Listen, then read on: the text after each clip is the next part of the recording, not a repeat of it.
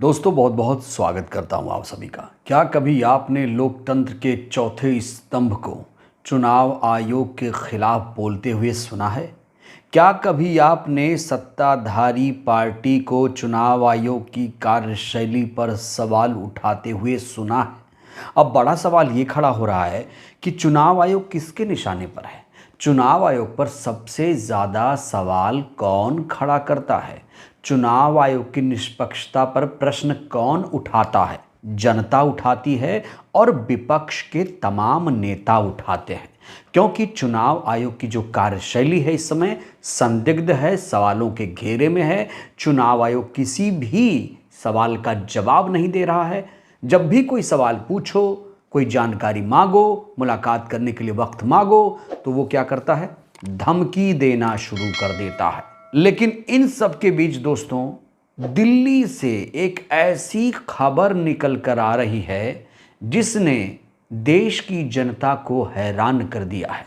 जहां एक तरफ देश की जनता चुनाव आयोग पर सवाल खड़े कर रही है, सत्ताधारी पार्टी का एजेंट बता रही है, तो वहीं पर देश के कुछ ऐसे भी जज हैं, नौकरशाह हैं, राजनयिक हैं, राजदूत हैं, जो चुनाव आयोग पर सवाल उठाने से तिलमिला उठे हैं। चुनाव आयोग पर प्रश्न उठाना 272 नौकरशाहों को, जजों को और राजदूतों, राजनयिकों को बुरा लग गया। दोस्तों अभी अभी ये चिट्ठी सामने आई है। ये चिट्ठी कहा जा रहा है कि 272 हस्तियों ने लिखा है। 272 हस्तियां इन्हें बताया जा रहा है। और इन 272 में कौन कौन शामिल है? 16 पूर्व जज, 123 सेवानिवृत्त ब्यूरोक्रेट जिसमें 14 पूर्व राजदूत हैं, 133 रिटायर्ड सैन्य अधिकारी हैं। यानी कुल मिलाकर जिन्हें 272 हस्तियां कहा जा रहा है वो लोग रिटायर्ड हैं। और जब कोई रिटायर्ड व्यक्ति सरकार की भाषा बोलने लग जाए, सरकारी मुखौटा बन जाए, तो दोस्तों इसे क्या कहा जाए? क्या कभी आपने इन 272 लोगों को देश की किसी समस्या पर बोलते हुए सुना है? दोस्तों ये जो चिट्ठी आई है राहुल गांधी के नाम है। राहुल गांधी के नाम क्यों है? क्योंकि राहुल गांधी लोकसभा में विपक्ष के नेता हैं। और ये चिट्ठी सिर्फ राहुल गांधी के नाम नहीं है। जो लोग कह रहे हैं कि सिर्फ राहुल गांधी के नाम है तो वो गलत कह रहे हैं। ये चिट्ठी विपक्ष के हर उस दल, राजनीतिक दल, उसके सुप्रीमो, उसके नेता के नाम है। जो लोग इलेक्शन कमीशन की निष्पक्षता पर सवाल उठा रहे हैं, ये चिट्ठी उनके नाम लिखी गई है। इस चिट्ठी के जरिए 272 कथित हस्तियों ने नाराजगी जाहिर की है। क्या नाराजगी जाहिर की है? कि सुनो विपक्षी दलों, इलेक्शन कमीशन पर सवाल मत खड़े करो। इलेक्शन कमीशन बहुत निष्पक्ष है, वो बहुत ही शानदार तरीके से चुनाव करा रहा है। सत्ताधारी पार्टी के साथ उसका कोई लिंकअप नहीं है। इलेक्शन कमीशन तो दूध का धुला हुआ है। खबरदार अगर उसके खिलाफ एक लफ्ज भी बोला तो ये इस चिट्ठी का सार है। दोस्तों अब बड़ा सवाल जो खड़ा हो रहा है इस चिट्ठी से वो ये कि ये चिट्ठी इन नौकरशाहों ने लिखी या फिर नौकरशाहों के पापा ने लिखी। ये बड़ा सवाल है दोस्तों। कहा जा रहा है ये चिट्ठी सीधे बीजेपी कार्यालय से छपकर आई है और इन 272 लोगों ने सिर्फ उस पर सिग्नेचर किया है।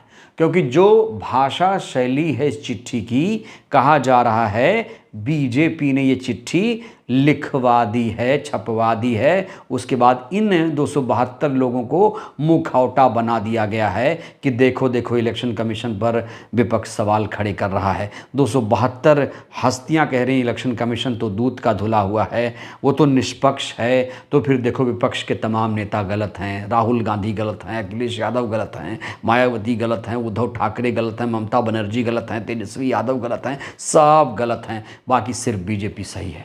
दोस्तों इस पूरे मामले को लेकर वैसे तो बहुत सारे लोगों ने रिएक्शन दिया है, लेकिन दो महत्वपूर्ण रिएक्शन मैं आपके सामने रखना चाहता हूं। क्यों इस चिट्ठी पर सवाल खड़ा हो रहा है? क्यों इस चिट्ठी को कहा जा रहा है कि ये बीजेपी कार्यालय से छपकर आई है? राकेश पाठक एक पत्रकार हैं, वरिष्ठ पत्रकार हैं। उन्होंने इसको लेकर एक तीखी प्रतिक्रिया दी है। उन्होंने कहा राहुल गांधी के खिलाफ चिट्ठी लिखने वाली 272 हस्तियां असल में सरकार की चींटियां हैं, ये सरकार के मुखौटे हैं, सरकार का प्यादा है।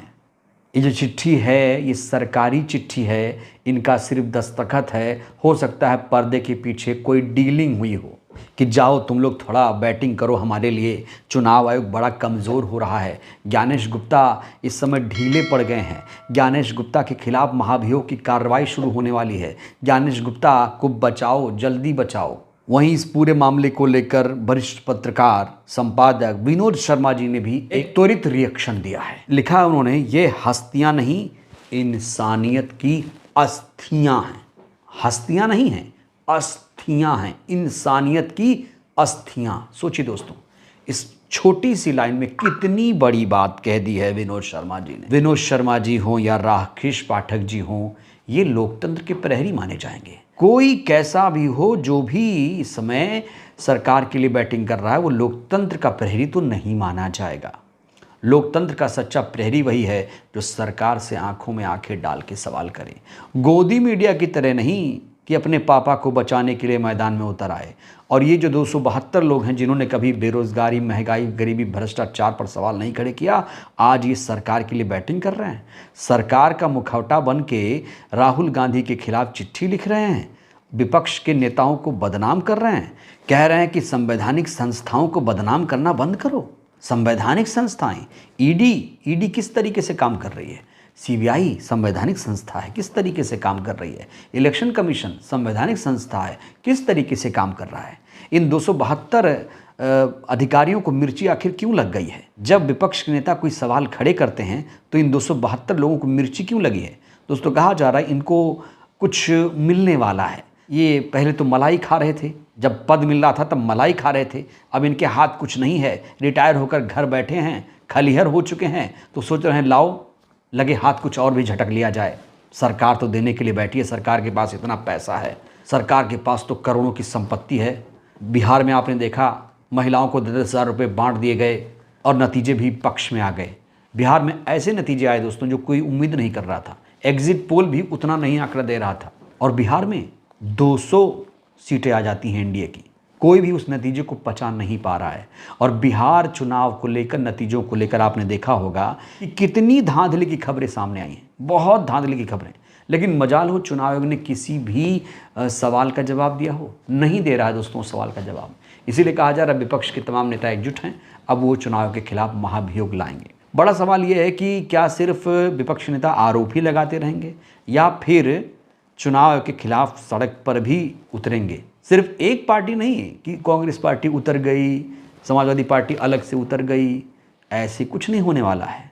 जानकार कह रहे हैं जब तक कोई एक फोरम नहीं बनेगा तब तक ये जो समस्या है ईवीएम की या चुनाव आयोग की निष्पक्षता की, वो बनी रहेगी। तो अगर चुनाव आयोग निष्पक्ष नहीं है, विपक्ष को लगता है ईवीएम से धांधली होती है, बैलेट से चुनाव होना चाहिए, तो फिर एक सुर में सभी को एक बात बोलनी चाहिए कि भैया ईवीएम हटाओ, बैलेट पेपर लाओ। अलग अलग बोलने से, अलग अलग समय पर बोलने से मुझे लगता है नहीं है कि इस समस्या का समाधान हो पाएगा। बहरहाल दोस्तों, इस वीडियो में इतना ही। जिस तरीके से 272 नौकरशाहों ने चुनाव आयोग का समर्थन किया है कि चुनाव आयोग दूध का धुला हुआ है, दोस्तों आप किसके साथ हैं? विपक्ष के साथ या फिर 272 कथित हस्तियों और इंसानियत के अस्थियों के साथ? राय दीजिएगा। धन्यवाद।